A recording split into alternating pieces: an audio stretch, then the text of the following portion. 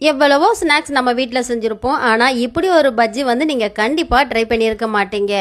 அவ்வளோ சுவையாக இருக்கக்கூடிய நெத்திலி மீனை வச்சு இந்த மாதிரி கூட செய்ய முடியுமா அப்படின்னு யோசிச்சு கூட பார்க்க முடியாது. இப்போ நான் செய்கிறதுக்காக 1/2 கிலோ அளவுக்கு நெத்திலி மீன் எடுத்து இந்த மாதிரி கழுவி சுத்தம் பண்ணி வச்சுருக்கேன்.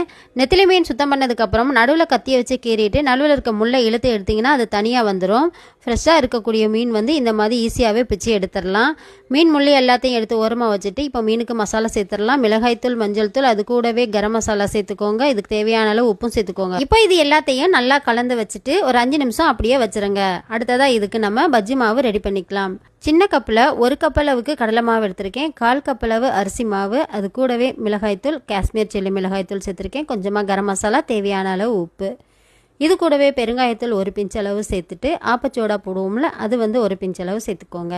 இது எல்லாத்தையும் சேர்த்துட்டு இந்த மாதிரி நல்லா கலந்து விட்டுருங்க. கொஞ்சம் கொஞ்சமாக தண்ணி ஊற்றி நம்ம பஜ்ஜி மாவெல்லாம் கலக்கிற மாதிரி அதே பக்குவத்துக்கு இந்த மாதிரி நீங்கள் கலந்து விட்டுருங்க. இப்போ மீன் வந்து ரெடி ஆயிடுச்சு. மீனெல்லாம் ஒவ்வொன்றா எடுத்து இந்த மாதிரி முக்கி முக்கி போட்டுக்கோங்க. ஆயில் நல்லா ஹீட் ஆனதுக்கப்புறமா அடுப்பை நல்லா சிம்மில் வச்சுட்டு ஒவ்வொன்றா போட்டு நல்லா சிம்மில் வச்சு பொரித்து எடுத்திங்கன்னா அருமையான பஜ்ஜிங்க. நெத்திலி மீன் இறால் இது மாதிரி வாங்கினீங்கன்னா கண்டிப்பாக ட்ரை பண்ணி பாருங்கள். டேஸ்ட் எப்படி வந்துச்சுன்னு